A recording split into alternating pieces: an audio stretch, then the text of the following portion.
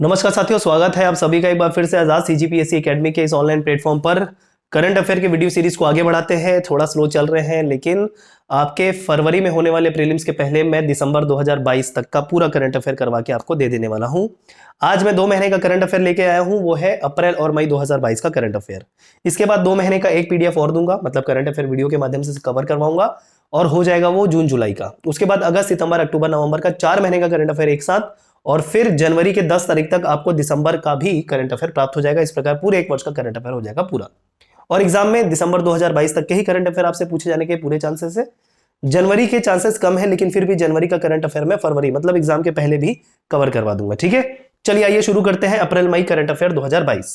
अप्रैल का पहले देखेंगे तो पहले अभी जितनी भी बातें बताऊंगा अप्रैल का अलग है, और फिर मई का बाद में शुरू करेंगे, मतलब इसी वीडियो के ही अंतर्गत मिलेगा, लेकिन पहले जो बताया जाएगा वो अप्रैल का। मई का जब शुरू होगा पता चल जाएगा आपको। आइए शुरू करते हैं। देखिए, अब ये करंट अफेयर है। जैसे कि मैं हर वीडियो शुरू करने से पहले करंट अफेयर के बारे में यही बोलता हूं कि भैया इस महीने में हुई घटनाएं या घटित हुई जो भी बातें हैं उसको हमको एज अ फैक्ट के रूप में एक्सेप्ट कर लेना है। इसमें कॉन्सेप्ट वगैरह ध्यान में नहीं देना होता। इसमें हमको देखना होता है कि किस डेट में हुआ। महीना अप्रैल, ये जो भी महीना बता रहा हूं उसी महीने में हुआ होगा, तो डेट ध्यान में रखना है, कहां हुआ, स्थान विशेष ध्यान में रखना है, और कुछ विशेष बातें। ठीक है, विषय क्या है, ये सारी बातें ध्यान में रखनी होती है। तो फैक्ट है बेसिकली, जिसको हमको एज इट इज एक्सेप्ट करना है। कॉन्सेप्ट वगैरह ज्यादा इसमें होता नहीं है। चलिए आइए, तो करंट अफेयर लीजिए। फैक्ट्स। देश के पहले ब्लॉक पब्लिक हेल्थ यूनिट का शुभारंभ किया गया। ध्यान रखिए, ब्लॉक ब्लॉक मतलब खंड, जिसको हम विकास खंड भी कहते हैं।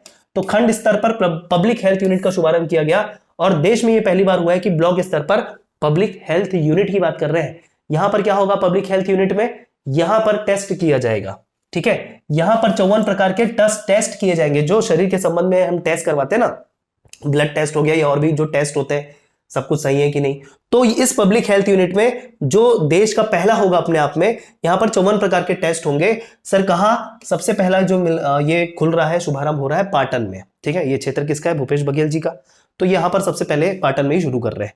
जिला दुर्ग हो जाएगा। कब, 1 अप्रैल 2022 को इसका शुभारंभ हुआ। ठीक है, और आगे आने वाले समय में देश में 3000 यूनिट खोले जाएंगे। ठीक है, क्या इस पब्लिक हेल्थ यूनिट का ब्रांचेस। ठीक है, ब्रांचेस मतलब पब्लिक हेल्थ यूनिट अपने आप में देश का पहली बार ब्लॉक स्तर पर हुआ पाटन में। इसी प्रकार देश में अन्य 3000 पब्लिक हेल्थ यूनिट खोले जाएंगे। चलिए आइए अगला, गोंडवाना मैरीन पार्क। ये गोंडवाना मैरीन पार्क, इसके पहले जो करंट अफेयर हमने देखा उसमें आपको बता दिया गया था कहां पर है, क्या है। ठीक है, तो हमने देखा था स्थान विशेष मनेन्द्रगढ़ में, हसदेव नदी के तट पर। ठीक, इसका नाम बस परिवर्तित किया गया है, नाम परिवर्तित करके कर दिया गया Gondwana marine park. Okay, marine fossil park का नाम चेंज करके किया गया गोंडवाना मैरीन पार्क, बस नाम चेंज हुआ इसका। इसके बारे में सारी डिटेल में प्रीवियस करंट अफेयर वीडियो में दे चुका हूं। आइए आगे बढ़ते हैं, और ये पब्लिक हेल्थ यूनिट के बारे में जो इमेजेस है वो देख लीजिए आप, है ना। यहाँ पर ये भूपेश बघेल जी यहाँ पर टेस्ट करते हुए दिखाई दे रहे हैं, है कि नहीं, क्लियर, माइक्रोस्कोप से। चलिए खैर, छत्तीसगढ़ में देश का सबसे पुराना प्राकृतिक बंदरगाह होने का साक्ष्य मिला है। खोज किसने की, आइए सबसे पहले पकड़ते हैं जिन्हें खोज की, अरुण शर्मा जी ने। तो उन्होंने दावा किया है देश का सबसे पुराना प्राकृतिक बंदरगाह पोर्ट छत्तीसगढ़ के किस स्थान पर, गरियाबंद। छत्तीसगढ़ के किस स्थान पर, गरियाबंद। कहां पर, पैरी नदी के तट पर। ठीक है, गरियाबंद में कौन सी नदी, पैरी नदी। राजिम से गरियाबंद की तरफ आगे बढ़ते हैं, हमको राइट साइड में दिखाई देती है पैरी नदी, कुछ दूर आगे जाने के बाद, तकरीबन 20-25 किलोमीटर आगे जाने के बाद। ठीक है, तो पैरी नदी के तट पर आपको जिला गरियाबंद में एक प्राकृतिक बंदरगाह का साक्ष्य मिला है।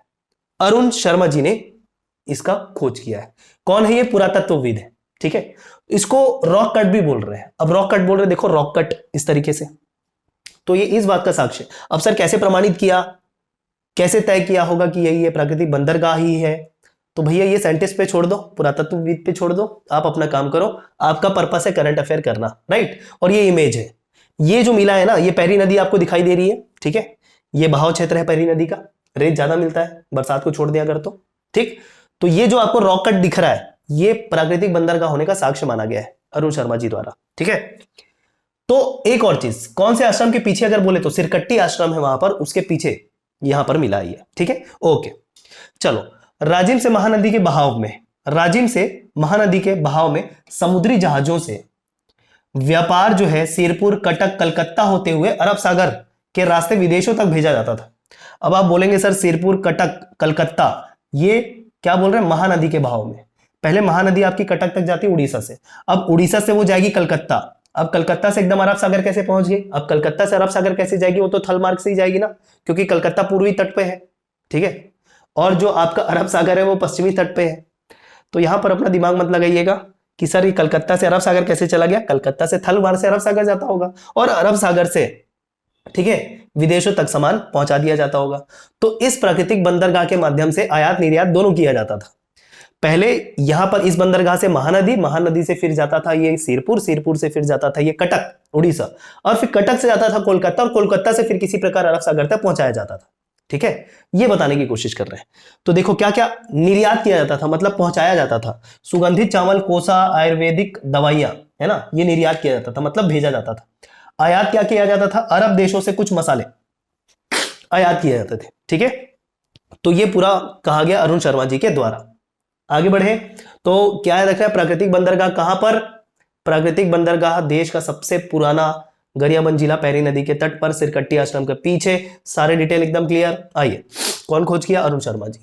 आगे एक उत्सव का नाम हम पढ़ेंगे, झलमलको लया लयोर गोटुल रच्चा उत्सव। ठीक है, ये उत्सव कहां मनाया गया? ठीक है, ये कहां मनाया जाता है? कांकेर जिला। ध्यान रखिए। विकास खंड या तहसील की बात करूं तो अंतागढ़ हो जाएगा, और गांव का नाम प्रॉपर आमाकड़ा। ठीक है, सारे फैक्ट देते चलो। यहां पर मुझे थोड़ा स्पीड से चलना होगा, क्यों? क्योंकि भैया कॉन्सेप्ट जैसे समझाने वाली बातें है नहीं। ठीक है, जो भी फैक्ट है उसको कवर करते चलना है। तो ये स्टैटिक पोर्शन का भी भाग हो सकता है। देखो, झलमलको लया लयोर गोटुल रच्चा उत्सव किस जिले में मनाया जा सकता है? तो हमने बहुत सारे उत्सव देखे, है ना, अपने लोक कला संस्कृति वाले पोर्शन में, तो आप इसको उसमें जाके ऐड कर सकते हैं। ये फ्यूचर में जाके स्टैटिक पोर्शन के तौर पे भी पूछ सकता है कि ये उत्सव कहां मनाया जाता है? कांकेर जिला। विकास खंड की बात करें तो अंतागढ़, गांव का नाम याद करें तो आमाकड़ा। ठीक है, ये कब आयोजित हुआ? 8 अप्रैल 2022, और इसमें मुख्यमंत्री भूपेश बघेल भी शामिल थे। ओके, फोटो देख पा रहे हो आप? आगे यहां पर यह उत्सव क्यों मनाया जाता है? तो भैया स्थानीय संस्कृति, परंपरा, लोकगीत, लोक नृत्य को संरक्षित रखने के लिए उत्सव मनाया जाता है। यहां पर झलमल को किसको कहते हैं? झलमल को कहते हैं युवक और युवतियों को कंबाइन फॉर्म में, उपनाम है ये, युवक युवतियों का कंबाइन नाम है झलमल को। ठीक है, तो एक बात समझ में आ गई होगी कि ये जो उत्सव है ये नव युवक युवतियों के द्वारा मनाया जाता है। इस अवसर पर मुख्यमंत्री ने कांकेर में जाकर और घोषणा कर दी कोयली बेड़ा और आमा बेड़ा को पूर्ण तहसील बनाने की। ठीक है, और इस प्रकार ये दोनों जो है पूर्ण तहसील का दर्जा प्राप्त कर लिए, कोयली बेड़ा और आमा बेड़ा। ठीक है क्या भाई? ओके, ये फोटो देख पा रहे हो? देखो डेट भी लिखा हुआ है 8/4/2022। ठीक है, आमाकड़ा, और लिखा हुआ है कले परस, अंतागढ़, उत्तर बस्तर, कांकेर। कांकेर का नाम क्या है? उत्तर बस्तर कांकेर। ठीक, ठीक है भाई, चलो आगे बढ़े। रामायण इंटरप्रिटेशन सेंटर छत्तीसगढ़ में रामायणकालीन स्तर पे ही बनाया गया होगा। इंटरप्रिटेशन मतलब एक तरीके से उसके बारे में जानकारी जो है इंटरप्रेट करना। ठीक है, कि ऐसा हुआ होगा, वैसा हुआ होगा, यहां पर ये है। तो इंटरप्रिटेशन सेंटर का लोकार्पण किया गया, रामायण इंटरप्रिटेशन सेंटर। तो ये उस स्थान पे किया होगा जो रामायण काल से संबंधित है। अब हमने मेन जो राम वन गमन पथ देखा है, जिसपे 9 स्थलों को क्या किया जा रहा है? विकसित किया जा रहा है। उसमें से कोई एक स्थान होना चाहिए क्या? आइए देखते हैं कहां पर होगा। शिवरी नारायण में। इस इंटरप्रिटेशन सेंटर का लोकार्पण कहां किया गया? शिवरी नारायण, जिला जांजगीर चांपा। कब? 10 अप्रैल। कौन? माननीय मुख्यमंत्री जी। ठीक है, छत्तीसगढ़ में विकसित किए जा रहे राम वन गमन पथ पर्यटन परिपथ के अंतर्गत यह है रामायण इंटरप्रिटेशन सेंटर। कुल क्षेत्रफल, ये सब इतना जानकारी जरूरी नहीं है, क्योंकि भैया ये पूछेगा नहीं तुमसे। ठीक है, लागत कितनी लगी, कितने स्क्वायर फीट में बनाया गया, ऐड करवा दिया मैंने, लेकिन जरूरी नहीं है। ठीक है, रामायण इंटरप्रिटेशन सेंटर के बाहर माता शबरी, भगवान श्री राम, भाई लक्ष्मण की भी मूर्ति स्थापित की गई है। ये आप देख पा रहे होंगे। इमेज के माध्यम से करना इजी होता है, करके मैं ये भी लाता हूं। और ये जो शुभारंभ कर रहे हैं ना, लोकार्पण कर रहे हैं, लोकार्पण बोलना चाहिए। तो ये लोकार्पण पत्थर जिसपे बड़े अच्छे से नेता मंत्रियों के नाम लिखे होते हैं। ओके, ये देख पा रहे हैं हम माननीय भूपेश बघेल जी। ठीक है, उनके साथ में ताम्रध्वज साहू जी। ठीक है, और साइड में नगरीय निकाय मंत्री का नाम कमेंट करके बताइएगा कौन है। ठीक है, नगरीय प्रशासन मंत्री का नाम बताइएगा कौन है। चलिए आगे बढ़े। शिवरी नारायण मंदिर। अब शिवरी नारायण के बारे में हमने जाना, तो शिवरी नारायण मंदिर के बारे में थोड़ी सी जानकारी ले लेते हैं, जो स्टैटिक पोर्शन का भाग है। भैया शिवनाथ जोग और महानदी के त्रिवेणी संगल पर यह स्थल जो है शिवरी नारायण वो स्थित है। ठीक है, नवागढ़ तहसील और विकासखंड, जिला है जांजगीर चांपा। ठीक है, इसके बारे में शिवरी नारायण मंदिर के बारे में आपको स्टैटिक जानकारी दे रहे हैं, देखते चलिएगा। ठीक है, शबरी और नारायण से संबंध होने के कारण नाम जो है शिवरी नारायण पड़ा। सबसे पहले शबरी नारायण पड़ा, ठीक है, जो बाद में शिवरी नारायण हो गया। ओके, अब यहां पर क्या क्या तीर्थ है देखो, विष्णुकांक्षी तीर्थ, गुप्त तीर्थ, छत्तीसगढ़ की जगन्नाथपुरी, भारत का 5वां धाम के नाम से जाना जाता है। अच्छा, ये वो था जिस नाम से जाना जाता है शिवरी नारायण। पूछ देगा विष्णुकांक्षी तीर्थ किस स्थल को बोला जाता है छत्तीसगढ़ में, तो ध्यान रखें, विष्णुकांक्षी तीर्थ, गुप्त तीर्थ, छत्तीसगढ़ की जगन्नाथपुरी, भारत का 5वां धाम, इन सभी नाम से जाना जाता है शिवरी नारायण। ठीक है, इमेज आपको दिख रहा है राइट साइड में। राम वन गमन पथ सर्किट परियोजना के तहत पहले चरण में विकसित किए जा रहे चिन्हित कुल 9 स्थल। 9 स्थल के नाम कौन कौन से, सब कुछ ऑलरेडी मैंने बता दिया है आपको। ठीक है, कहां से शुरू हो रहा था, सीतामढ़ी हर चौका से शुरू हो रहा था, नीचे रामाराम, सुकमा, याद है नहीं है, तो टोटल 9 स्थल है पहले चरण में विकसित किए जाने वाले राम वन गमन पथ के अंतर्गत। शिवरी नारायण में विकास कार्यों का लोकार्पण 10 अप्रैल 2022 को रामनवमी के अवसर पर किया गया दोस्तों। ओके, ठीक है, और इंटरप्रिटेशन भी इसी दिन देखा, 10 अप्रैल के दिन। क्लियर है क्या, चलिए बढ़े आगे। छत्तीसगढ़ में पुरानी पेंशन योजना सरकार ने वापस से लागू करने की घोषणा की। पुरानी पेंशन योजना क्या है, नई पेंशन योजना क्या है, दोनों में डिफरेंस क्या है, एक बार आप सर्च कर लीजिएगा, आपको पूरी बातें पता चल जाएगी। हमारे लिए यहां पर इंपॉर्टेंट ये है कि पुरानी पेंशन योजना लागू फिर से होने की घोषणा कब की गई, 11 अप्रैल 2022 को, अगले दिन। ठीक है, तो छत्तीसगढ़ राज्य सरकार ने राज्य सरकार के कर्मचारियों के लिए पुरानी पेंशन योजना फिर से लागू कर दी। 1 नवंबर 2004 उसके पश्चात नियुक्त कर्मचारियों पर नवीन अंशदायी पेंशन योजना के स्थान पर पुरानी पेंशन योजना लागू की गई फिर से। 1 अप्रैल 2022 से भविष्य निधि में मूल वेतन से 12% की कटौती की जाएगी और नवीन अंशदायी पेंशन योजना में यह कटौती 10% की होती थी, लेकिन अब 12% की कटौती की जाएगी। इसके बाद झारखंड, राजस्थान ने भी पुरानी पेंशन स्कीम पर लौटने की घोषणा कर दी। ठीक, तो पुरानी पेंशन योजना फिर से ले आए छत्तीसगढ़ सरकार और उसके तर्ज पर झारखंड और राजस्थान सरकार ने भी यही कर दिया। क्लियर है, आगे बढ़ते हैं। स्वच्छता ट्विटर रैंकिंग का परिणाम देखते हैं हम। स्वच्छता ट्विटर रैंकिंग है ना, ट्विटर हैंडलिंग में देश में 5वां तथा छत्तीसगढ़ में प्रथम स्थान जगदलपुर नगर निगम का है। किसका है, जगदलपुर नगर निगम, छत्तीसगढ़ में प्रथम है और पूरे देश में ट्विटर हैंडलिंग में देश में 5वां स्थान है। भारत सरकार ने स्वच्छता सर्वेक्षण 2022 के स्वच्छता ट्विटर रैंकिंग का परिणाम जारी किया।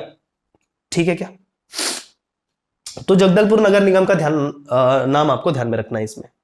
ये ट्विटर रैंकिंग है, खैर इतना इंपॉर्टेंट होगा नहीं होगा, तो फिर भी कर लेते हैं, जगदलपुर का नाम याद आना चाहिए अगर ट्विटर स्वच्छता ट्विटर रैंकिंग की बात करेंगे। क्लियर है, चलिए आगे बात करते हैं। पंडित दीनदयाल उपाध्याय पंचायत सशक्तिकरण पुरस्कार 2022 आयोजन अप्रैल कब, 24। ठीक है, राष्ट्रीय पंचायत दिवस के अवसर पर। ये 24 अप्रैल क्या होता है, राष्ट्रीय पंचायत दिवस। क्यों, पूरे देश में पहली बार 1993 में 24 अप्रैल को पंचायती राज व्यवस्था को लागू किया गया था संवैधानिक दर्जा प्राप्त होने के बाद।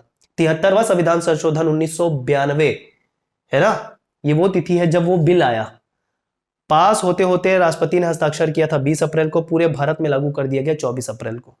ये डेट आपको ध्यान रखनी है। तो 24 अप्रैल की डेट वो डेट है जहां पर पूरे भारत में पंचायती राज व्यवस्था को संवैधानिक दर्जा प्राप्त होने के बाद लागू किया गया। इस कारण प्रत्येक 24 अप्रैल को पंचायती राज दिवस मनाते हैं। इसी दिन पंडित दीनदयाल उपाध्याय पंचायत सशक्तिकरण पुरस्कार बांटा गया। 24 अप्रैल डेट आपको याद हो गया क्योंकि राष्ट्रीय पंचायत दिवस है, याद होना ही चाहिए। यह पुरस्कार प्रधानमंत्री द्वारा दिया जाएगा मतलब दिया गया, अप्रैल तो जा चुका है। कहा, पल्ली जिला संबा जम्मू कश्मीर। ठीक है, ये आयोजित कहां हो रहा है भैया, दीनदयाल उपाध्याय पंचायत सशक्तिकरण पुरस्कार ये केंद्रीय स्तर पर आयोजित हो रहा है, लेकिन छत्तीसगढ़ में क्यों पढ़ रहे हैं, क्योंकि छत्तीसगढ़ के लोगों को प्राप्त हुआ है। ठीक है, कहां आयोजित हुआ, जम्मू कश्मीर, केवल जम्मू कश्मीर ध्यान रख लो, इतना याद करने की जरूरत नहीं है। कुल 12 राष्ट्रीय पंचायत पुरस्कार के लिए चयन हुआ छत्तीसगढ़ से। जिला वर्ग की बात करें तो जिला पंचायत कबीर सेलेक्ट हुआ। ब्लॉक स्तर पर अगर बात करें तो पाटन और सूरजपुर। ग्राम पंचायत वर्ग की अगर बात करें, देखो ब्लॉक स्तर पर जनपद पंचायत, जिला स्तर पर जिला पंचायत और ग्राम स्तर पर ग्राम पंचायत। ये तो आपको पता है ना, 3 स्तर ग्राम पंचायत के। तो जिला स्तर पे जिला पंचायत, जनपद पंचायत और ग्राम पंचायत के लिए कौन कौन सेलेक्ट हुआ, ये इंपॉर्टेंट है। तो ग्राम पंचायत वर्ग पे ग्राम छिपली व हरदी भाटा धमतरी के अंतर्गत, चिरमी, कोरिया, पैरी, बालोद, बसदई, सूरजपुर, केजे दहा, कबीरधाम। ठीक है, आगे चाइल्ड फ्रेंडली ग्राम पंचायत अवार्ड, अब चाइल्ड फ्रेंडली भी होने लग गया, मतलब बच्चों को लेकर ज्यादा सक्रिय रहा होगा, ज्यादा कुछ योजनाएं बनाई होगी बच्चों के लिए, तो चाइल्ड फ्रेंडली ग्राम पंचायत अवार्ड बना दिया गया बनचरौदा को। ये बनचरौदा कहाँ है? आरंग जिला हो जाएगा, रायपुर। याद रखते चले सारी चीजें। अब यहां पर बैठ के बार बार रिपीट करके मैं नहीं कराऊंगा, कोई मतलब नहीं है। वीडियो को अगर फिर से देखना है तो फिर से रिपीट कर लेना, फास्ट फॉरवर्ड स्लो फॉरवर्ड जो करना है कर लेना, ठीक है। ग्राम panchayat development plan award Jevra, कहा? जिला दुर्ग, ठीक। ग्राम पंचायत डेवलपमेंट प्लान अवार्ड, तो प्लानिंग डेवलपमेंट को लेकर किसने अच्छी की? ग्राम पंचायत जेवरा ने, दुर्ग। नानाजी देशमुख राष्ट्रीय गौरव ग्राम पुरस्कार सरोरा तिल्दा, रायपुर के अंतर्गत, ठीक है। नानाजी देशमुख राष्ट्रीय गौरव ग्राम पुरस्कार, ये अवार्ड की एक कैटेगरी है नाना देशमुख जी के नाम पर, ठीक है। किसको मिला? सरोरा, ठीक है। सरोरा ग्राम पंचायत तिल्दा के अंतर्गत आता है, जिला हो जाएगा रायपुर। बढ़े आगे, आइए सियान जतन क्लिनिक, नाम से क्लियर है ना? सियान जतन क्लिनिक, ऐसा क्लिनिक जिसमें सियान का जतन किया जाएगा। सियान मतलब बुजुर्ग लोग, समझे कि नहीं समझे? सियान काला किते जी, हाँ सियान मन, कुछ बच्चे लोग जो ज्यादा बोलते हैं उसको फिर सियान बोलते हैं ना, बड़े सियान हो गए जी, हाँ छोटे उम्र में ही सियान हो गए हंसते हैं तो बड़ा सियान हंस, ऐसा बोलते नहीं जी। तो सियान मतलब बुजुर्ग लोग, ठीक है, उनका क्लिनिक है ये। कब? विश्व स्वास्थ्य दिवस को शुभारंभ हुआ 7 अप्रैल के दिन, ठीक है। क्या होगा? शासकीय आयुर्वेदिक महाविद्यालय चिकित्सालय रायपुर से इसका शुभारंभ। कुल 29 आयुर्वेदिक केंद्रों में ये शुभारंभ हुआ। 2 आयुर्वेदिक चिकित्सालय ओपन किए गए, 5 जिला आयुर्वेदिक चिकित्सालय, 22 सामुदायिक स्वास्थ्य केंद्रों में, मतलब ये आयोजित हुआ इस दिन, ये बोल रहे हैं सियान जतन क्लिनिक जो है इस दिन ये सारे क्षेत्रों में आयोजित हुआ, इतने इतने क्षेत्रों में आयोजित हुआ, ये बोल रहे हैं। 60 वर्ष से अधिक आयु के मरीजों का इलाज इसमें किया जाएगा, ठीक है। सभी केंद्रों में हर महीने पहले गुरुवार को, हर महीने गुरुवार को सियान जतन क्लिनिक लगाया जाएगा इन सभी स्थानों पर। क्लियर है क्या? ओके। 2 आयुर्वेदिक चिकित्सालयों में, 5 जिला आयुर्वेदिक चिकित्सालयों में, 22 सामुदायिक स्वास्थ्य केंद्रों में। अब कहां कहां का है वो जरूरी नहीं था, तो टोटल ये आपको ये काउंट ध्यान में रखना है। 29 आयुर्वेदिक केंद्रों में ये सियान जतन क्लिनिक लगाई जाएगी हर महीने के पहले गुरुवार को, हर महीने के पहले गुरुवार को। तो यहां क्वेश्चन यहां से भी बन सकता है, ये 29 आपसे पूछ सकता है। कब? 7 अप्रैल इसलिए महत्वपूर्ण है क्योंकि विश्व स्वास्थ्य दिवस है, ठीक है।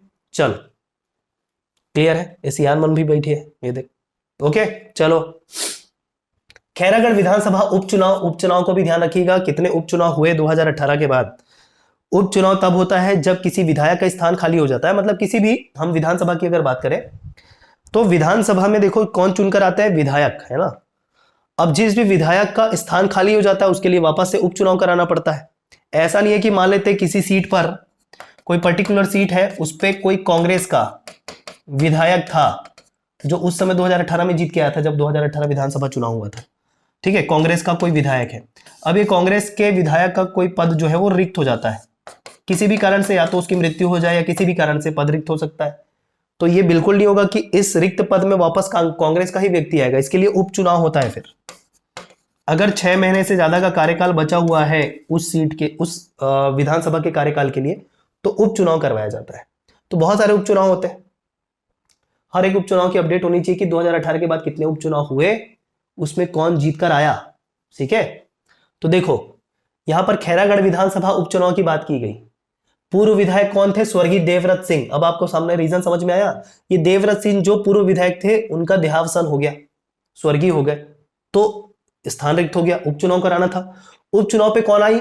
वापस से कांग्रेस की ही चुनाव फिर से कराया गया उसी स्थल के लिए, तो लोग वहां की वोट देते हैं, वहीं के लोग वोट देंगे, केवल उस स्थान पर चुनाव करवाया जाएगा, ठीक है। तो यशोदा वर्मा वापस कांग्रेस की ही प्रतिनिधि चुनकर आई इधर से, ठीक।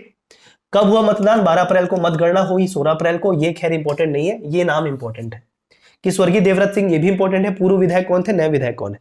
यशोदा वर्मा जी, कांग्रेस। वो फूल देते हुए देख रहे हैं आप, बुके देते हुए, ठीक है। खैरागढ़ की नया विधायक बनी। विधानसभा में कांग्रेस के कुल विधायक हो 71, महिला विधायकों की संख्या 15। तो एक फैक्ट भी ध्यान रख लो, ठीक है। चलो बढ़े आगे। छत्तीसगढ़ में 2018 विधानसभा चुनाव के बाद से उपचुनाव। अब देखो, चलो आपको जो मैं कह रहा था कि 2018 के बाद से कितने उपचुनाव हुए और उसका रिजल्ट क्या क्या रहा, ये पूरा एक साथ आपको दे रहा हूं मैं, ठीक है। अब आपको पूरा एक साथ दे रहा हूं, आइए देखते हैं। छत्तीसगढ़ 2018 विधानसभा चुनाव के बाद उपचुनाव जो भी हुए, सबसे पहला ध्यान रखिएगा दंतेवाड़ा विधानसभा उपचुनाव 2019 में, इसके पूर्व विधायक थे स्वर्गीय भीमा मंडावी, बीजेपी के थे ये। नक्सल हमले में शहीद हो गए थे, आप जानते होंगे भीमा मंडावी का नाम। ओके, नए जो वर्तमान विधायक है, मतलब 2019 में ये हुआ और वहीं पर फिर उपचुनाव करवाया गया। जब वापस से चुनकर आई इसमें इस सीट के लिए, तो वो कांग्रेस की चुनकर आई देवती कर्मा। कौन चुनकर आई? देवती कर्मा उपचुनाव में। सीट पहले थी बीजेपी की, अब हो गई कांग्रेस की उपचुनाव के बाद। ठीक, अगला जो उपचुनाव हुआ वो 2019 में चित्रकूट विधानसभा क्षेत्र में हुआ। ठीक, विजयी कौन हुए? राजमन बेंजाम, कांग्रेस के। पूर्व विधायक थे बीजेपी के दीपक बैच। तो देखो बहुत ही कम सीट बीजेपी को मिली थी 2018 में, उसके बाद भी बीजेपी की सीट खाली होती गई और उपचुनाव में वापस कांग्रेस के लोग आते गए। ठीक है, तो बीजेपी की स्थिति जो है बहुत ज्यादा एकदम दयनीय हो गई, मतलब एक तरीके से। ठीक है, तो दीपक बैच जो थे वो बीजेपी के पूर्व विधायक थे। ठीक है, अब ये स्वर्गीय नहीं हुए, ध्यान रखिए भाई, हर कोई स्वर्गीय नहीं होता, पद रिक्त किसी भी कारण से हो सकता है, मैंने बोला ना। तो ये क्या हुआ है, बस्तर लोकसभा से चुन लिए गए। ये लोकसभा में इनका चुनाव हो गया, क्योंकि 2019 में लोकसभा चुनाव भी था। तो ये दीपक बैच जो है बस्तर से लोकसभा सीट के लिए चुन लिए गए, लोकसभा चुनाव में जीत गए ये। तो क्या बन गए? सांसद बन गए। इनका स्थान रिक्त, बदले में आ गया राजमन बेंजाम कांग्रेस के विधायक बनकर। ठीक है, क्या क्लियर एकदम? अगला जो उपचुनाव हम देखेंगे, फोटो भी है ना उनका, सब कुछ। मरवाही विधानसभा चुनाव 2020 में हुआ उपचुनाव। विजयी कौन हुए? डॉक्टर कृष्ण कुमार ध्रुव, ये जो फोटो देख पा रहे हैं आप, कांग्रेस से। पूर्व विधायक थे पूर्व मुख्यमंत्री स्वर्गीय अजीत जोगी, आपको पता है इनका भी देहावसान हो गया गंगा इमली खाने के बाद। ठीक है ना? देखो भाई, मैं ये बात सीरियसली कह रहा हूं, मजाक नहीं उड़ा रहा हूं। ये घटना हमने सभी पेपर में पढ़ी हुई थी। गंगा इमली खाए, गले में फंस गया, दिक्कत हुई, एडमिट हुए, उनके बाद कुछ समय बाद इनका जो है देहावसान हो गया अजीत जोगी जी का। ठीक है, ये पूर्व मुख्यमंत्री भी थे, छत्तीसगढ़ के सबसे पहले मुख्यमंत्री थे ये। तो ये इस सीट से, मरवाही सीट से विधायक थे। ठीक है, लेकिन इनका देहावसान हो गया, उपचुनाव करवाया गया, तो डॉक्टर कृष्ण कुमार ध्रुव कांग्रेस से जीत गए। ठीक है, चलो क्लियर। तो इतने उपचुनाव अभी तक अप्रैल तक हमको देखने को मिले। ओके, राज्य स्तरीय कृषि समृद्धि मेला 2022, अगला जो टॉपिक है आइए देखते हैं। कब? 13 से 15 अप्रैल 2022, साइंस कॉलेज मैदान बिलासपुर का, ध्यान रखें, सरकंडा बिलासपुर का साइंस कॉलेज मैदान की बात कर रहे हैं। कुछ महत्वपूर्ण निर्णय लिए गए इस कृषि समृद्धि मेला में। खरीफ वर्ष 2022-23 से न्यूनतम समर्थन मूल्य पर अरहर, मूंग, उड़द का क्रय किया जाएगा। एमएसपी पर अब क्रय किया जाएगा अरहर, मूंग और उड़द का भी। कब? 2022-23 से, खरीफ वर्ष में।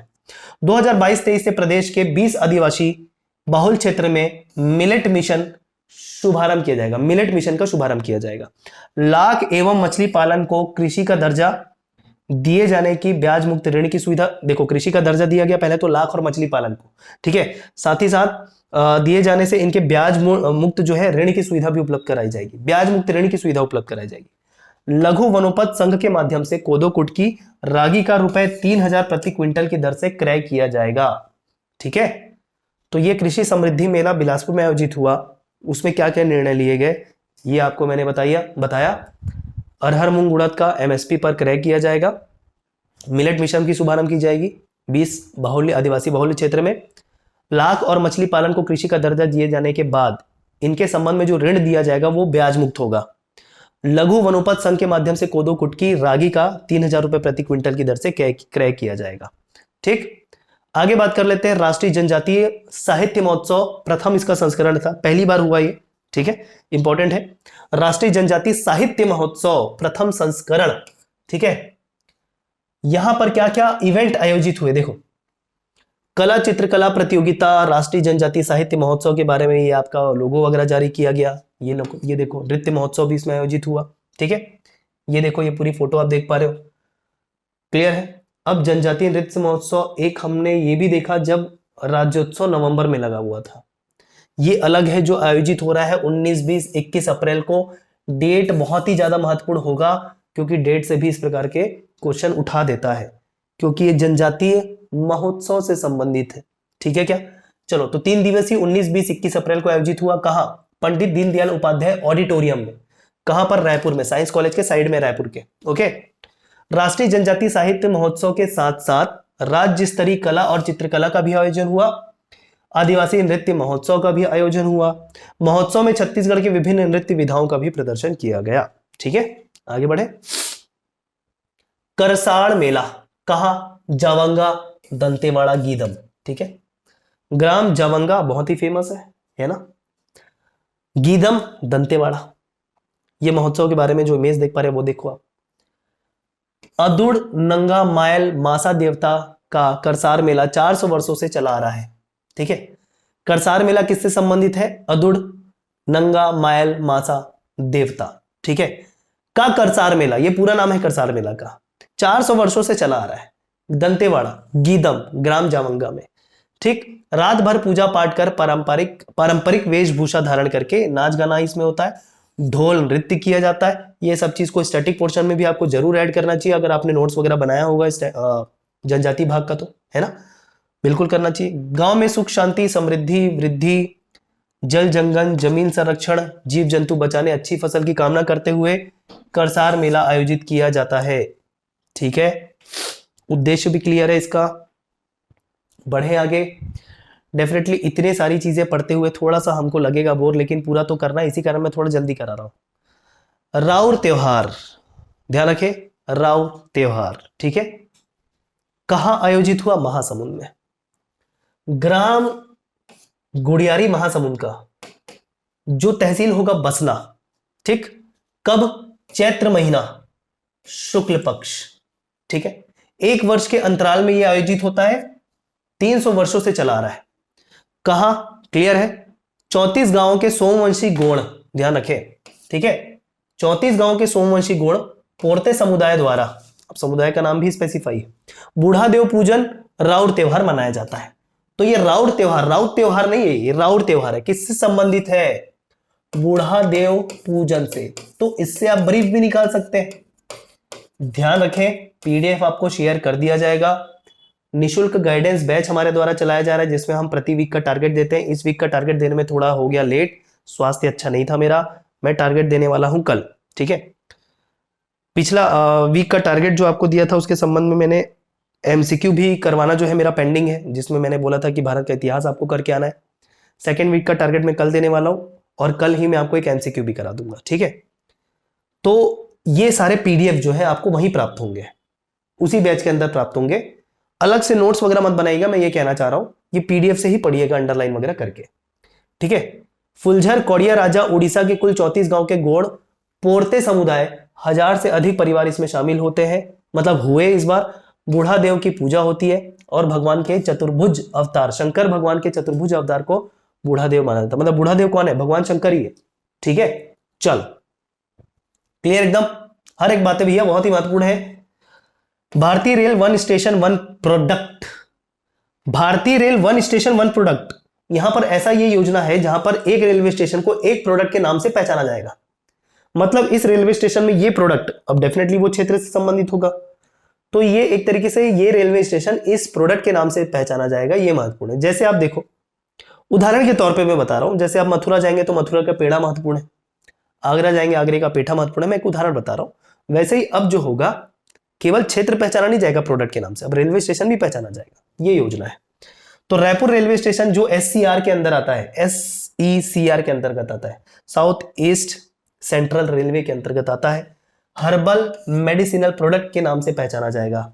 हर्बल मतलब प्राकृतिक, ठीक है, मेडिसिनल मतलब चिकित्सीय, है ना, प्रोडक्ट के नाम से जाना जाएगा। बिलासपुर स्टेशन जो है ढोकरा कला द्वारा निर्मित बेल मेटन की कलाकृति या मूर्ति से पहचाना जाएगा। क्लियर है क्या? तो ये दोनों रेलवे स्टेशन रायपुर और बिलासपुर के किस किस प्रोडक्ट के नाम से पहचाने जाएंगे, ये आपको बता दिया मैंने। ढोकरा कला, झारा कला, ये आपको बताया था ना, मेटल की मूर्तियां बनाई जाती है मोम छाया पद्धति के माध्यम से, स्टैटिक पोर्शन में देखा हुआ है। तो ढोकरा कला से पहचाना जाएगा Bilaspur station, herbal medicinal product के नाम से पहचाना जाएगा रायपुर रेलवे स्टेशन। क्लियर? अप्रैल में ही हमने देखा खैरागढ़, छुई खदान और गंडई को एक अलग जिला बनाने की घोषणा की गई मुख्यमंत्री के द्वारा 16 अप्रैल 2022 को, ठीक है, घोषणा हुई, ध्यान रखें, घोषणा हुई, लागू होने की तिथि अलग, घोषणा होने की तिथि अलग भाई, ओके। यदि खैरागढ़, छुई खदान, गंडई जिला बन जाता है, अब ये उस समय की बात है, वह छत्तीसगढ़ का 33वां जिला होगा नए जिले बनाए जाने की घोषणाओं के आधार पर। अब भैया आपको पता है ये 33 जिले अस्तित्व में आ चुके हैं, ये उस समय की बात है, तो ये लाइन रिलेवेंट अब नहीं रह जाता, ठीक है, ये लाइन हटा दो। अब इसमें कितने ग्राम पंचायत है, क्या है, बिल्कुल करने की जरूरत नहीं है, ये भी लाइन काम की नहीं है आपकी। 2 उपखंड खैरागढ़ छुई खदान, 3 तहसील गंडई छुई खदान खैरागढ़, नगर पालिका खैरागढ़ बनाया गया, इंपॉर्टेंट है ये, ध्यान रखें, और नगर पंचायत छुई खदान और गंडई। ठीक है, क्लियर। और ये जो मैप देख पा रहे हो ये है खैरागढ़ छुई खदान गंडई नवीन जिला का मैप है। ओके, आगे बढ़ते आइए। टीबी मुक्त भारत अभियान में छत्तीसगढ़ प्रथम स्थान। टीबी मुक्त भारत अभियान में छत्तीसगढ़ का प्रथम स्थान। भारत सरकार द्वारा आयोजित यह कार्यक्रम है। 21 दिवस टीबी मुक्त भारत अभियान के अंतर्गत 21 दिवस, ठीक है, टीबी मुक्त भारत अभियान चलाया गया, जिसके अंतर्गत राष्ट्रीय स्तर पर 5 करोड़ से कम आबादी वाले राज्यों की श्रेणी में 5 करोड़ से कम आबादी वाले राज्यों की श्रेणी में छत्तीसगढ़ का पहला स्थान है। ध्यान रखें, यहां स्पेसिफाई किया गया है। अलग अलग कैटेगरी होती है, अब सरकार तय करती है, वो आप तय नहीं करते। तो 5 करोड़ वाली कैटेगरी, जिस राज्य की जो आबादी है वो 5 करोड़ या उससे कम है, उस कैटेगरी में सीजी को पहला स्थान मिला है। ध्यान रखें, टीबी मुक्त भारत अभियान में। ठीक है, चलो, तेंदुपत्ता संग्रहण, जिसको हरा सोना के नाम से हम जानते हैं तेंदुपत्ता को।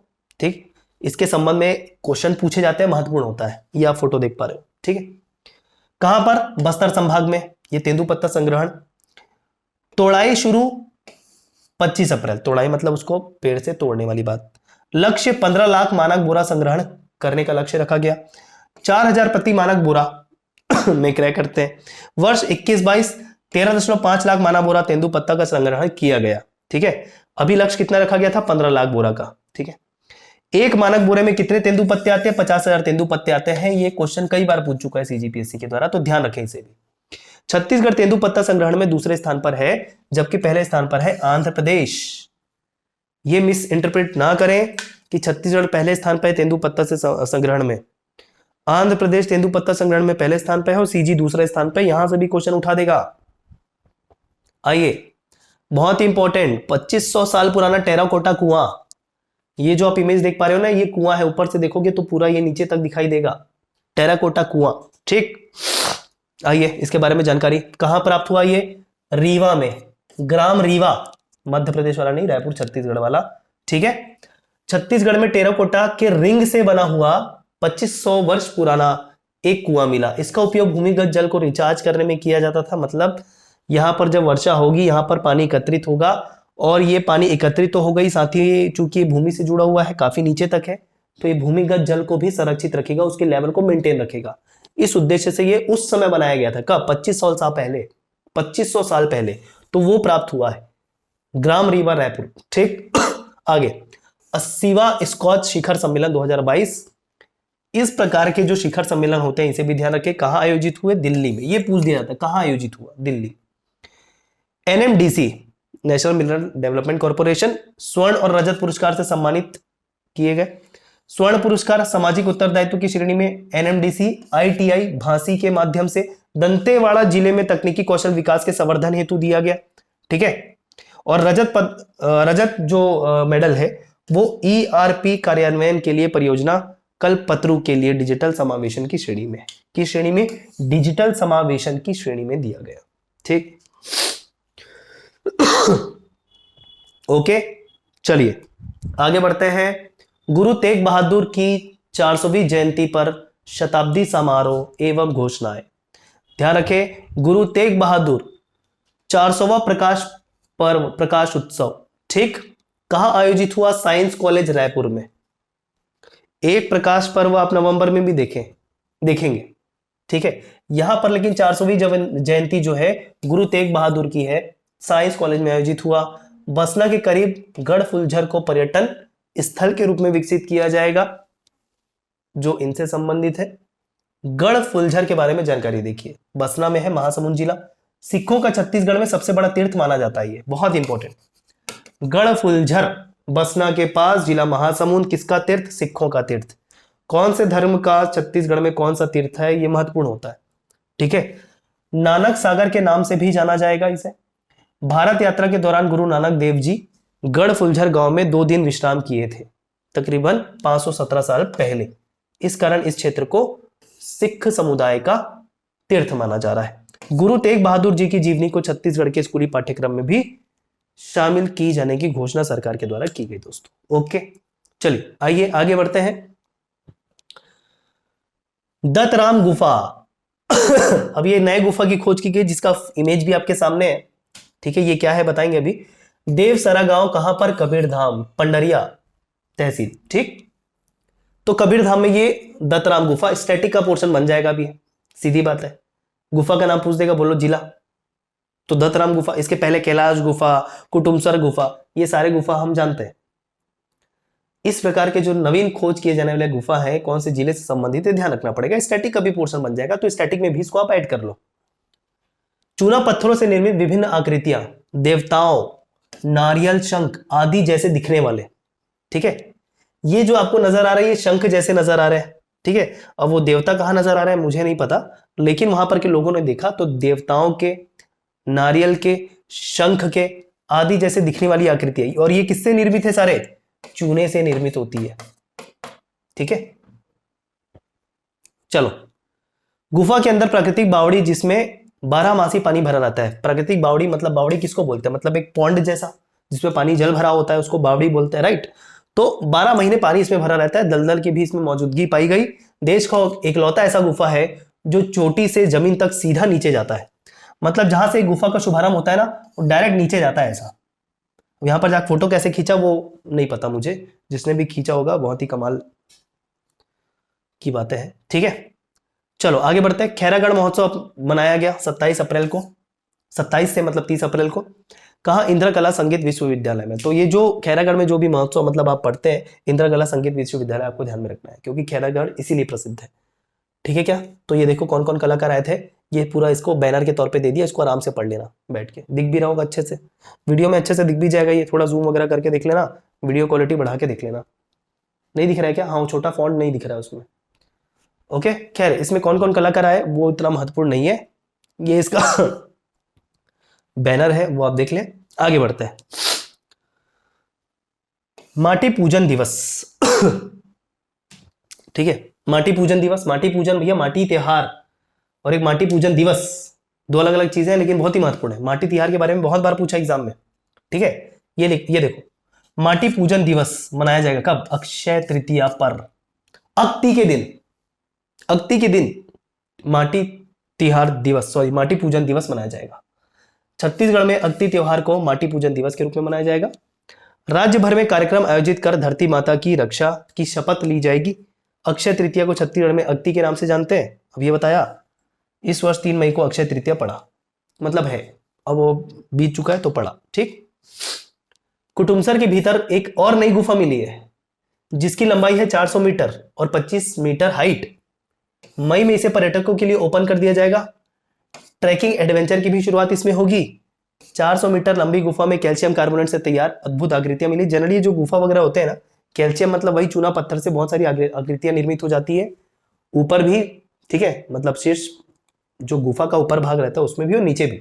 ठीक, तो कुटुमसर गुफा ये आपको पता ही है, भारत की सबसे गहरी गुफा मानी जाती है। 60 से 120 फीट गहरी है, इसकी लंबाई 4500 फीट है। ठीक है, विश्व की सबसे लंबी गुफा, अभी देखो विश्व की सबसे लंबी गुफा है कल्सवार ऑफ केव, अमेरिका में। इससे तुलना होती है इसकी डायरेक्ट। खोज करता है प्रोफेसर डॉक्टर शंकर तिवारी। इसके बारे में एग्जाम में पूछा जा चुका है, 1950 में खोज की गई थी पहले।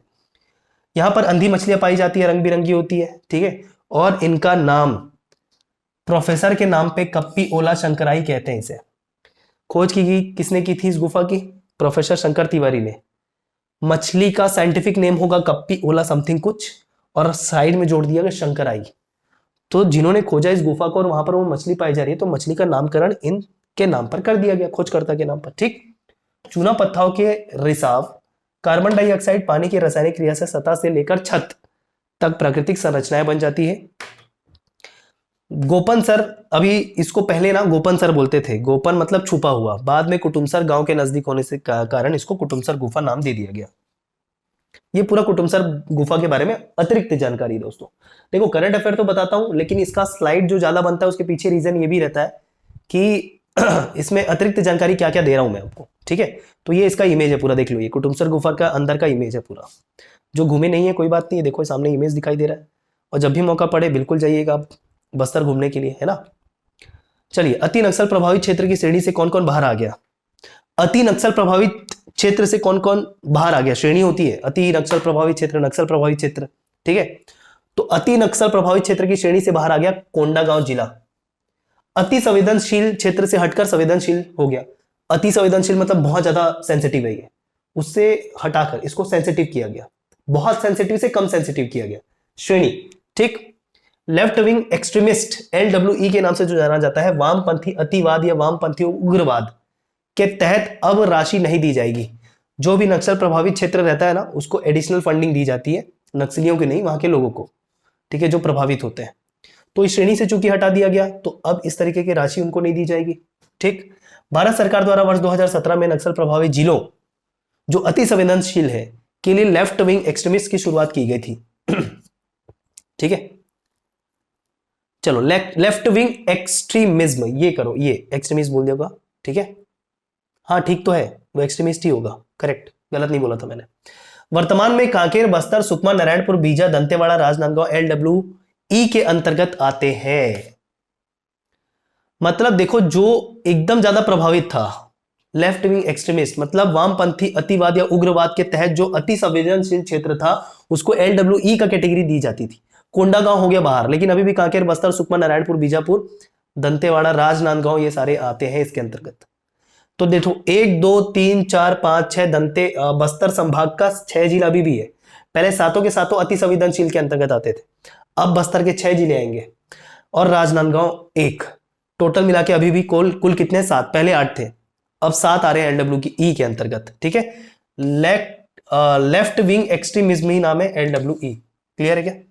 चलो, हैबियस कॉर्पस रिट मामले में छत्तीसगढ़ हाई कोर्ट का बहुत ही महत्वपूर्ण निर्णय। हैबियस कॉर्पस क्या है? बंदी प्रत्यक्षीकरण। संविधान में हम पढ़ते हैं बंदी प्रत्यक्षीकरण, किसी को यदि बंदी बनाकर रख लिया जाता है किसी के भी द्वारा, मान लेते किसी पुलिस ने किसी को बंदी बना के रख लिया, न्यायालय में पेश नहीं किया, 24 घंटे के अंदर न्यायालय में पेश करना होता है, तो बंदी प्रत्यक्षीकरण रिट एक याचिका होती है, इसके माध्यम से हम कोर्ट में जाते हैं और उस व्यक्ति को उस बंदी से बाहर निकलाने का, बंदी जो कैद करके रखा गया उससे बाहर निकालने की प्रयास करते हैं। तो ये किसी को भी बंदी बनाकर नहीं रखा जा सकता। अगर पता चला कि पुलिस ने किसी को बंदी बनाकर रख लिया है, तो आप डायरेक्ट कोर्ट में जाइए, बंदी प्रत्यक्षीकरण याचिका लगाइए, कोर्ट उनको ऑर्डर देगा कि इस व्यक्ति को रिहा कीजिए। रिहा कीजिए मतलब कोर्ट के सामने पेश कीजिए, ठीक है। तो देखो, जस्टिस अरूप कुमार गोस्वामी और जस्टिस NK चंद्रवंशी ने बंदी प्रत्यक्षीकरण मामले में कहा कि लापता व्यक्तियों के मामले को बंदी प्रत्यक्षीकरण नहीं लाया जा सकता। अब यहां पर दो चीजें देखो, एक तो बात यह पता है कि किसी को बंदी प्रॉपर बनाया गया है, और लगभग ये पता है कि इस संस्था, इस व्यक्ति के द्वारा वो बंदी बनाए गए हैं, तो उस केस में याचिका लगा सकते हैं। पुलिस ने किसी को बंदी बना लिया है, न्यायालय में पेश नहीं कर रहे हैं, जाके लगा सकते हैं, क्योंकि पता है वो पुलिस के द्वारा हिरासत में लिया गया है, लेकिन बंदी बना के। लेकिन कोई व्यक्ति लापता है, पता ही नहीं है कि ये कहां हो सकते हैं, ठीक है, तो लापता हुए व्यक्तियों को हम बंदी बनाया गया है ऐसा नहीं कह सकते, जिसके बारे में पता ही नहीं है। तो यहीं पर वो बोला गया है क्या कि कोई लापता व्यक्ति है, अगर उनके मामलों को इस हैबियस कॉर्पस मतलब बंदी प्रत्यक्षीकरण याचिका के प्रावधान के तहत नहीं लाया जा सकेगा, ठीक है। जो लापता है उनको बंदी नहीं माना जाएगा साधारण शब्दों में। हां, लापता है लेकिन यह पता है कि उनको बंदी बना के रखा गया और इसलिए लापता है, तब बिल्कुल आ पाएंगे। लेकिन लापता किस कारण से है, कहां है, यही नहीं पता तो नहीं कर पाएंगे, ठीक। आगे आइए, प्लास्टिक पार्क कहां शुभारंभ किया गया नया? सरोरा, रायपुर में 32 एकड़ में। छत्तीसगढ़ का नया प्लास्टिक पार्क है ये, ध्यान रखते चले। केंद्रीय रसायन उर्वरक मंत्रालय द्वारा देश भर में 10 प्लास्टिक पार्क बनाने की मंजूरी मिली है। यह पार्क 2019 में शुरू की गई प्लास्टिक पार्क योजना के तहत है, ठीक है। चलो, 2019 में शुरू की गई प्लास्टिक पार्क योजना के तहत है। छत्तीसगढ़ का पहला प्लास्टिक पार्क कहां? तिल्दा, रायपुर में, ये आप जानते हो। लेकिन अब यहां पर भी ध्यान रखना, सरोरा, रायपुर में 32 एकड़ में नया प्लास्टिक पार्क खुल चुका है। दूसरा प्लास्टिक पार्क खैर झीटी, रायपुर। अभी देखो, जितने प्लास्टिक पार्क है सारे रायपुर में, बस क्षेत्र याद रखना है। पहला तिल्दा, दूसरा खैर झीटी, तीसरा सरोरा अब आ गया, ठीक। चलो, छत्तीसगढ़ के अलावा मध्य प्रदेश, झारखंड, उत्तराखंड, तमिलनाडु, उड़ीसा, असम में भी ये प्लास्टिक पार्क है। आत्मानंद उत्कृष्ट अंग्रेजी माध्यम स्कूल, देखो पहली से लेकर 12वीं तक सभी कक्षाओं में 10-10 सीटें बढ़ा दी गई। ये आत्मानंद स्कूल का क्रेज बहुत ही ज्यादा है भाई। मैं विभिन्न सरकारों द्वारा छत्तीसगढ़ में काम किए गए, विभिन्न मतलब बीजेपी ही था शुरू में, सबसे पहले तो कांग्रेस, फिर बीजेपी, फिर कांग्रेस। आत्मानंद को मैं कह सकता हूं केवल सभी सरकार को मिला के केवल यही एक काम ऐसा है जिसमें हम कह सकते हैं सरकार ने वाकई अच्छा काम किया, आत्मानंद स्कूल खोलकर। बाकी फिर ना तो यहाँ पर इंडस्ट्री आई, ना तो यहाँ पर डेवलपमेंट हुआ छत्तीसगढ़ में। आज भी अगर देखें कि छत्तीसगढ़ के पैरेलल जो स्टेट्स बने थे जैसे झारखंड और उत्तराखंड, वो काफ़ी ज़्यादा आगे बढ़ चुके हैं। हालांकि इसके पीछे रीज़न भी है कि उत्तराखंड में है पर्यटन ज़्यादा और झारखंड में है उद्योग पहले से स्थापित। लेकिन उसके बाद भी, राज्य बनने के बाद भी झारखंड और उत्तराखंड में ऐसा हुआ कि वहाँ डेवलपमेंट काफ़ी तेज़ी से हुआ, बहुत सारी चीज़ें लाई गई। लेकिन छत्तीसगढ़ आज भी वही खड़ा है जहाँ वो 2000 में था। थोड़ी बहुत विकास चीज़ें हुई है, मैं ऐसा नहीं कहूँगा कि बिल्कुल विकास नहीं हुआ 2000 के बाद से, लेकिन इंडस्ट्री जब तक आप नहीं लाएंगे राज्य में, राज्य का विकास नहीं होगा। आप किसी भी राज्य में चले जाइए, आपको 3, 4, 5 या उससे अधिक ऐसे शहर मिलेंगे जो काफ़ी विकसित आपको देखने को मिलते हैं। छत्तीसगढ़ में केवल मैं मुश्किल से अगर कहूँ तो रायपुर, बिलासपुर, ज़्यादा से ज़्यादा दुर्ग भिलाई, है ना, इसके अलावा कोई भी जिला, कोई भी शहर पूरी तरीके से विकसित नहीं है। और इवन दुर्ग भिलाई की भी बात करूं ना, उतना डेवलप नहीं। बिलासपुर में भी देखो आए दिन सड़कें खुदी हुई रहती है। तो ये तो हाल है छत्तीसगढ़ के जो प्रमुख शहर है उनका। पूरा छत्तीसगढ़ जो है, मतलब क्या बोले। लेकिन उस बीच में ये जो काम किया गया सरकार के द्वारा बहुत ही सराहनीय है। आत्मानंद अंग्रेजी माध्यम स्कूल, सामान्य मतलब जो छत्तीसगढ़ के जो ऐसे वर्ग जो बहुत ही महंगे स्कूलों में नहीं पढ़ा सकते, उनके लिए बहुत सही चीज है। अब तो छोड़ो, जिनके पास पैसे भी हैं वो भी अपने बच्चों को इस स्कूल में डालने का प्रयास कर रहे हैं। भाई इतना अच्छा स्कूल है, इतनी फैसिलिटी, और देखने से ऐसा लगता है कि भैया इंग्लिश मीडियम स्कूल जो प्राइवेट है वो फेल हो जाएगा। ये मैं मानता हूं, ये सराहनीय काम है। लेकिन इसमें भी अब झोल चालू हो गया। ठीक है, हम उम्मीद करते हैं कि ये बर्बादी की ओर आगे ना बढ़े, काम अच्छे से हो, इसमें पढ़ाई अच्छे से हो। अब सभी कक्षाओं में 50-50 सीटें होंगी। इस सत्र में 50 और स्कूल वर्तमान अप्रैल में टोटल 171 आत्मानंद स्कूल संचालित होंगे। आगे बढ़ते हैं, आइए। KF रुस्तम रायगढ़, ये क्या है? सेंट्रल प्रोविंस एंड बरार, 1 जनवरी 1948 रायगढ़ क्षेत्र जिले में उपायुक्त और डिप्टी कमिश्नर। ठीक है, अभी देखो सेंट्रल प्रोविंस एंड बरार 1 जनवरी 1948 रायगढ़ क्षेत्र जिला की बात कर रहे हैं। KF रुस्तम रायगढ़ की बात कर रहे हैं। देखिए क्या है इसके बारे में पूरी जानकारी लेंगे। यहां पर डिप्टी कमिश्नर कलेक्टर के तौर पे हम देखें रामाधीर मिश्रा, पुलिस अधिकारी SP, ठीक है, KF रुस्तम, ठीक है, पुलिस अधिकारी SP superintendent of police KF Rustam. 5 रियासतों रायगढ़, जशपुर, सारंगढ़, उदयपुर, शक्ति को मिलाकर रायगढ़ जिला बनाने का निर्देश दिया गया था। इस समय देशी रियासतों के विलीनीकरण के समय। यह व्यक्तित्व क्यों महत्वपूर्ण है, इस कारण मैं आपको रीजन पूरा बता रहा हूं। उपायुक्त, जिनको हम डिप्टी कमिश्नर कह रहे हैं, रामाधीर मिश्रा की आकस्मिक मृत्यु के बाद राज्य सरकार द्वारा KF रुस्तम को अगले आदेश तक उपायुक्त का कार्यभार सौंप दिया गया। ठीक है, 30 जनवरी 1948 को महात्मा गांधी जी की हत्या के पश्चात रायगढ़ क्षेत्र में शांति व्यवस्था बनाए रखने के लिए रैली निकाली। 1952 से 58, 6 साल तक रुस्तम जी ने पंडित जवाहरलाल नेहरू के मुख्य सुरक्षा अधिकारी का दायित्व संभाला। ठीक है क्या? तो ये इनके बारे में एक जानकारी आपको दी जा रही है जो इतिहास से संबंधित है थोड़ी सी। ठीक है, और देखिए ये वर्तमान में क्यों रिलेवेंट है, क्यों करंट अफेयर में पढ़ रहे हैं। तो ये जो KF रुस्तम देख रहे हैं ना जी, ये इनका इमेज है। ठीक, सेवानिवृत्त IPS राजगोपाल ने रुस्तम जी के जीवनी को 2 खंडों में लिखा। अब इनकी जीवनी लिखी गई, इस कारण ये वर्तमान में चर्चा में है। इन्होंने राज्य सरकार से रायगढ़ के प्रशासनिक इतिहास को दुरुस्त करने तथा KF रुस्तम जी के योगदान को वापस रायगढ़ के स्थान में शामिल करने और उल्लेख करने की अपील की है, सिफारिश की है। इस पर छत्तीसगढ़ के जो सचिव है अमिताभ जैन, आश्वासन दिया गया कि इस दिशा में कार्य किया जाएगा। KF रुस्तम खुसरो फर्राम उर्फ रुस्तम जी, इनका अन्य नाम मतलब फुल फॉर्म, सॉरी अन्य नाम नहीं भाई, फुल फॉर्म है KF। ठीक है, फुल फॉर्म है इसका। ठीक, BSF सीमा सुरक्षा बल के संस्थापक और पहले डायरेक्टर जनरल थे। शोले फिल्म के गब्बर सिंह का असली वर्जन मध्य प्रदेश के चंबल के बिहड़ के डकैत गब्बर सिंह को इन्होंने पकड़ा था, तो इसलिए। ठीक है, तो रायगढ़ के इतिहास में इनका जिक्र होना चाहिए, इनकी जीवनी लिखी जा रही है, इस कारण ये फिर से आए। ठीक है, तो इसलिए ये बहुत ही महत्वपूर्ण हो जाते हैं छत्तीसगढ़ से संबंधित व्यक्तियों में। क्लियर? KF रुस्तम खुसरो फर्रामुर्ज रुस्तम जी। ठीक, इमेज भी आपको दिख रहा है। क्लियर? आइए आगे बढ़ते हैं। खल्लारी महोत्सव मनाया गया, महासमुंद जिले के अंतर्गत आता है, मतलब यहाँ पर लगा था डिज्नीलैंड मेला, फन वर्ल्ड भी बोलते हैं। चैत्र मास की पूर्णिमा में प्रतिवर्ष ये आयोजित होता है। ठीक है, 15 से 17 अप्रैल खल्लारी गांव महासमुंद, 14 से 18 अप्रैल तक ये चलेगा। ये क्या नाटक है? इस वर्ष 15 से 17 अप्रैल और 14 से 18 चलेगा। अच्छा, मेला महोत्सव यहां से यहां तक, और मेला जो आयोजित हुआ ये वाला, ये एक एक दिन एक्सटेंड, मतलब 2 दिन एक्स्ट्रा चला। ठीक है, क्योंकि मेला ज्यादा दिन के लिए लगना चाहिए ना भाई, झूला वूला ज्यादा दिन के लिए झूलेंगे। चलो आगे आओ।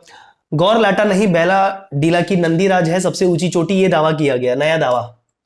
अभी तक आप छत्तीसगढ़ की सबसे ऊंची चोटी गौर लाटा बलरामपुर में देख रहे थे, 1225 मीटर हाइट, और नंदीराज को देख रहे थे 1210 मीटर हाइट, दूसरी सबसे ऊंची चोटी दंतेवाड़ा जिला के अंतर्गत। लेकिन अब दावा किया गया है कि नहीं, गौर लाटा नहीं है, बेलाडीला की नंदीराज है सबसे ऊंची चोटी। किसके द्वारा दावा किया गया ऐसा? भूगोलविद प्रोफेसर पीएल चंद्राकर के द्वारा। ध्यान रखें किसने दावा किया, ये नाम महत्वपूर्ण है। ठीक है, गौर लाटा बलरामपुर रामानुजगंज लहसुन पाट के अंतर्गत आने वाली ये चोटी है। इसकी ऊंचाई का दावा 1244 मीटर। अच्छा, इन्होंने हाइट ही चेंज कर दिया पूरी। गौर लाटा को भी बोल दिया कि भैया ये 1225 नहीं 1244 मीटर है, पहले 1225 लेते थे गौर लाटा को। और नंदीराज जो बेलाडीला दंतेवाड़ा में है, उसकी वर्तमान ऊंचाई, मतलब दावा किया है ऊंचाई होने का 1267। ठीक है, जो पहले 1210 लेते आ रहे थे। तो अभी भी देखो दोनों की ऊंचाई बढ़ी, लेकिन इसकी 1267 और इसकी 1244, मतलब दावा किया उन्होंने। तो इस प्रकार सबसे ऊंची चोटी का दावा किसको किया गया? बेलाडीला नंदीराज चोटी को, बेलाडीला की नंदीराज चोटी को। ठीक है, और वर्तमान में जो हम पढ़ते आ रहे थे स्टार्टिंग में 1210 नंदीराज को, 1225 गौरलाटा को। इन्होंने दावा किया दोनों की लंबाई अलग अलग है, और ज्यादा किसकी है? नंदीराज की। ठीक, उन्होंने यह दावा survey of India Dehradun Bharat सरकार के प्रकाशित धरातल पत्रक और सैटेलाइट इमेजनरी के अनुसार किया। मतलब उनके दावा, मतलब ऐसे नहीं कि जाके टेप लेके नाप दिए, एक प्रॉपर सैटेलाइट वगैरह के माध्यम से नापने का तरीका होता है। ठीक है, उसके माध्यम से उन्होंने दावा किया। उन्होंने यह भी दावा किया कि राजमेरगढ़ पर्वत 1131 मीटर मैकल पर्वत श्रेणी की सबसे ऊंची चोटी है, जबकि अभी तक हम मैकल श्रेणी की सबसे ऊंची चोटी बदरगढ़ को मानते आ रहे थे, 1176 मीटर। ठीक है, और मैंने आपको बोला था कि बदरगढ़ चोटी किसी को मिली नहीं कभी। कुछ समय पहले न्यूज़पेपर में आया था कि भैया मैकल श्रेणी की सबसे ऊंची चोटी बदरगढ़ को होने का दावा किया जाता है पुस्तकों में, लेकिन आज तक किसी ने बदरगढ़ की चोटी को चिन्हित ही नहीं किया है, जानते ही नहीं कि बदरगढ़ की चोटी है क्या। ये न्यूज़पेपर में थोड़े समय पहले पढ़ा हमने, तो लगे हाथ इन्होंने ये भी दावा कर दिया कि मैकल श्रेणी की ऊंची चोटी ना भाई बदरगढ़ नहीं है, राजमेरगढ़ पर्वत है 1131 मीटर हाइट की। अब ये कौन लिखा है, क्या है, किसके द्वारा लिखा गया, ये बात की जानकारी हमको आज तक नहीं है। उपरोक्त तथ्यों को अभी राज्य सरकार द्वारा प्रमाणित नहीं किया गया है, तो केवल दावा है, अभी राज्य सरकार ने इसको माना नहीं है। आगे आइए स्पोर्ट से बात कर लेते हैं। World lifting championship 2022 junior world lifting championship कहां? ग्रीस के लिए। छत्तीसगढ़ की जूनियर वेट लिफ्टिंग खिलाड़ी ज्ञानेश्वरी यादव ने भारतीय टीम में अपनी जगह बना ली है। तो ये ध्यान रखें, जूनियर वेट लिफ्टिंग चैंपियनशिप जो ग्रीस में आयोजित होने वाला है, उसके लिए चयनित भारतीय टीम से है ज्ञानेश्वरी यादव छत्तीसगढ़ से। कैटेगरी है 49 किलोग्राम वर्ग में। ज्ञानेश्वरी यादव राजनांदगांव की रहने वाली है। कहां से है? राजनांदगांव। नाम ज्ञानेश्वरी देवी। किस चीज के लिए? वेट लिफ्टिंग चैंपियनशिप के लिए। वो देख पा रहे हो फोटो, ठीक है, राजनांदगांव की है ये। कहां के लिए? ग्रीस में होने वाला ये जूनियर वर्ल्ड लिफ्टिंग चैंपियनशिप, उसके लिए भारतीय टीम में जगह बना ली इन्होंने। आकर्षि कश्यप, इसको तो आप पहले भी जानते हो, नाम भी सुन चुके हो, अब ये फिर से क्यों चर्चा में है? अप्रैल में मतलब कॉमनवेल्थ गेम्स पीवी सिंधु के साथ टीम इंडिया के लिए चयन। प्रदेश की पहली खिलाड़ी जिन्होंने वुमेन्स सिंगल बैडमिंटन में इंडिया के लिए इनको चुना गया है, आकर्षि कश्यप। ठीक है, क्लियर? आगे बढ़ जाए।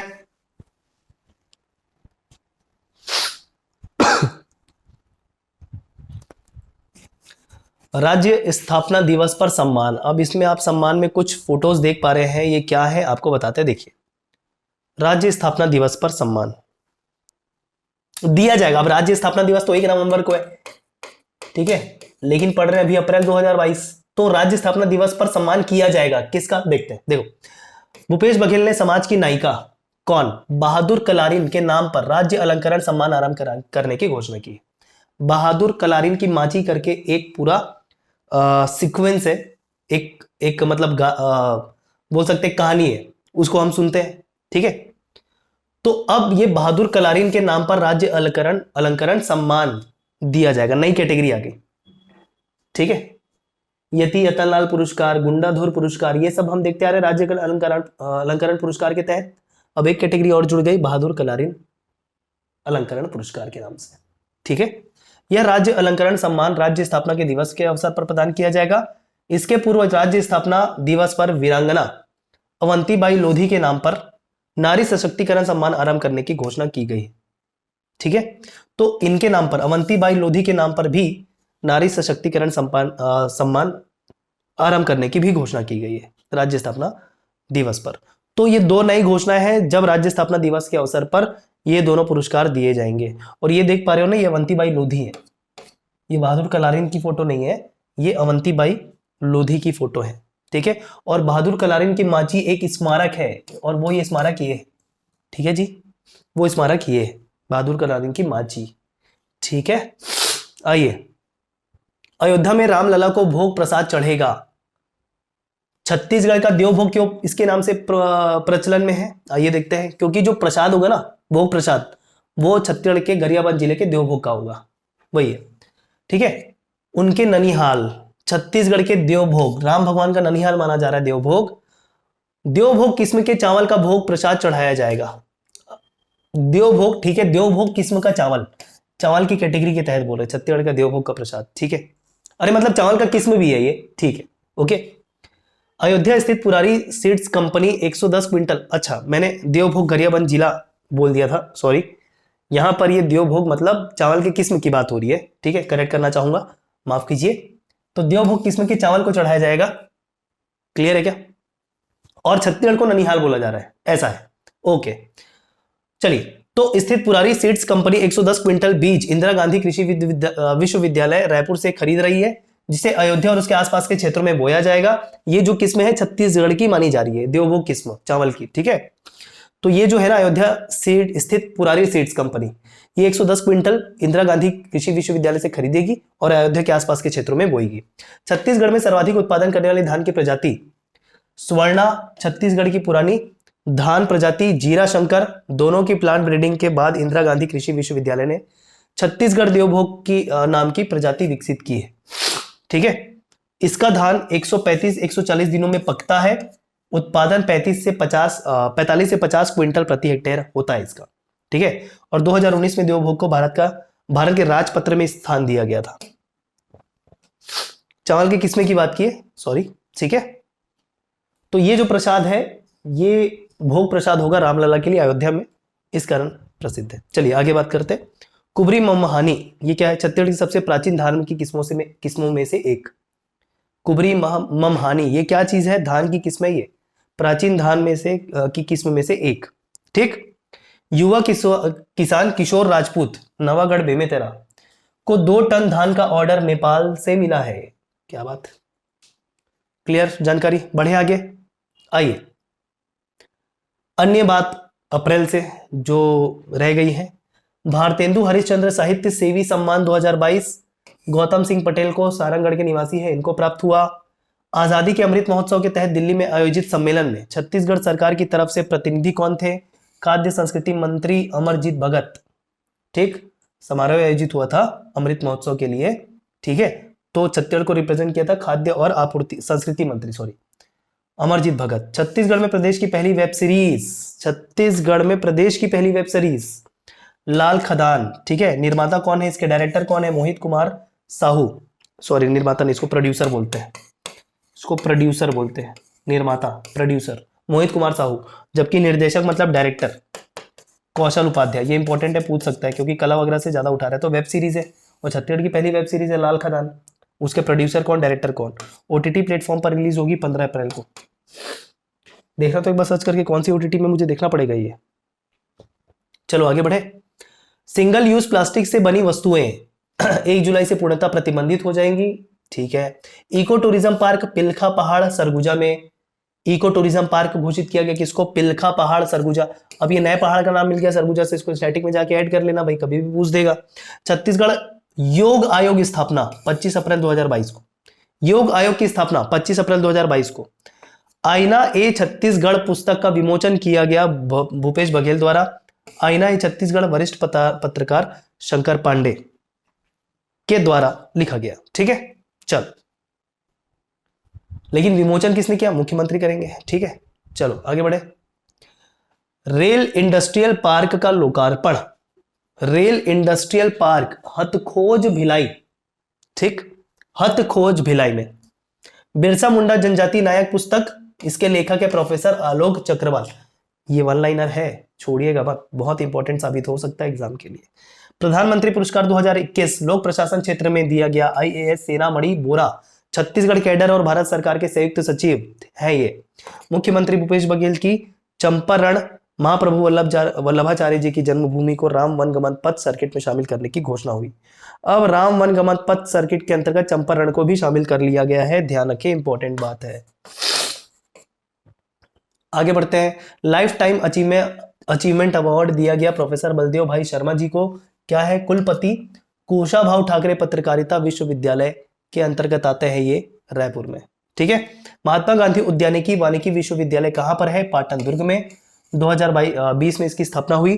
पहले कुलपति इसके रामशंकर कुरील और प्रथम कुल सचिव इसके राम लखन खरे जी। ठीक है, महत्वपूर्ण है। राष्ट्रीय एलेट्स इनोवेशन अवार्ड 2022 छत्तीसगढ़ शासन की महत्वाकांक्षी गोधन न्याय योजना को कृषि में इनोवेशन कैटेगरी में ये अवार्ड दिया गया। ठीक है क्या? आगे बात करते हैं।